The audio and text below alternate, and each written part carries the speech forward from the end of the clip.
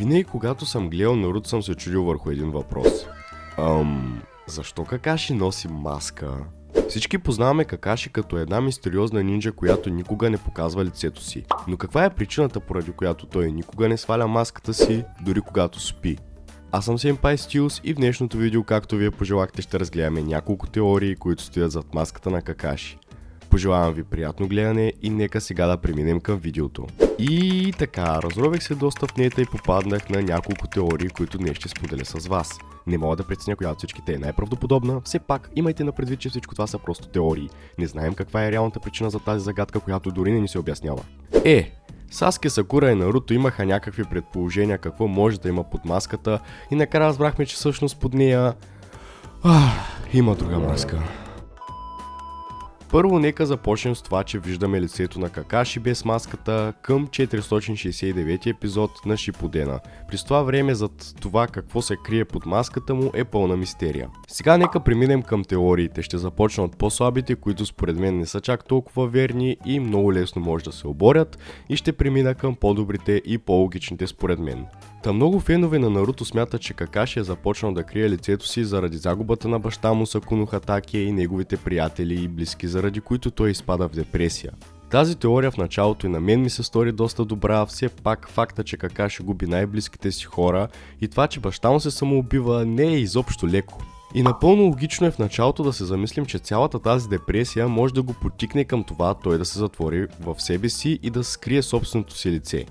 Но може би тази теория не е чак толкова добра, защото все пак виждаме как той носи маската още от ранна детска възраст, преди да загуби баща си и своите съотборници. Така че не може причината да бъде само това. Други фенове пак смятат, че той я носи, защото е бил назначен в Анбу, или пък за да може да скрие Шарингана си. Само че и тези теории не могат да са достатъчно достоверни, защото отново Какаши е с маска преди изобщо да стане част от Анбу и преди да получи Шарингана на Обито. Буквално може да видим в последната битка преди да получи Шарингана как носи маската си. В такъв случай и тези теории можем да изключим, след като не могат да бъдат достатъчна причина. Някои хора пък смятат, че той има някаква деформация или обезобразяване на лицето си, което той се опитва да скрие. Само че, както вече казах, виждаме лицето му в 469 епизод и там не се вижда абсолютно никаква деформация или нещо нередно. Вижда се само една малка миниатюрна бенка и нищо повече. Една от най-малумните и смехотворни теории, които намерих, е, че носи маската, за да не го видят хората, когато му тече кръв от носа. Да, правилно ме чухте. Това е една от най-често срещаните теории, на които попаднах, и според Нарутопедия той носи маската, за да скрие кървенето от носа, което получава докато чете любимата си поредица от книги Make Out Tactics.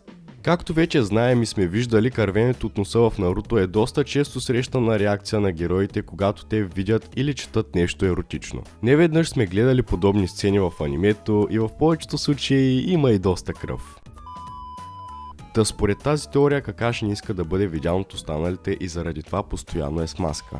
Не мога да кажа тази теория колко е вярна, за мен е доста странна, но е факт, че я има.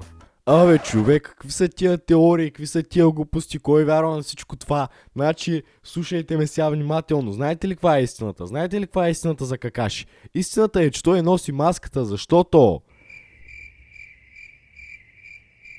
тайно ходи по курви!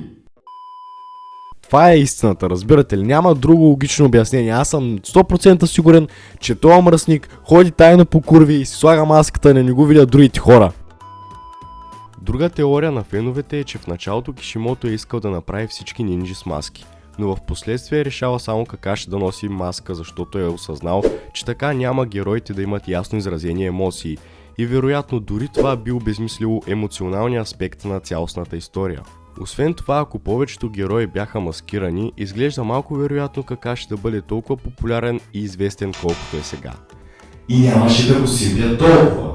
Което като се замислим е много логично, защото по този начин той наистина се различава от другите и това е в негова полза, защото така привлича публиката по-близо до него.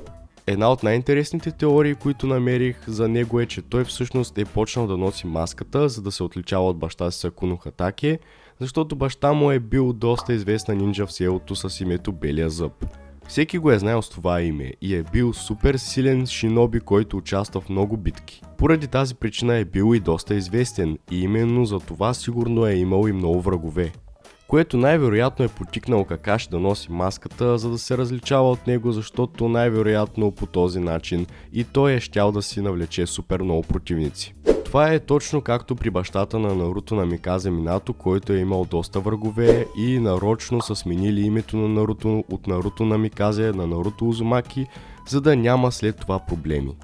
Най-вероятно и при Какаши може да се е случило същото, но именно маската да е това, което го прикрива през всичките тези години. А може би всичко това е просто заради дизайна на героя или пък защото Кишимото много по-лесно го рисува с маска отколкото без. Все пак в началото Наруто имаше очила, той му ги махна, защото трудно се рисуваха. Каквато и да е причината, можем само да гадаем каква е тайната, която Какаши крие и какво стои зад всичко това.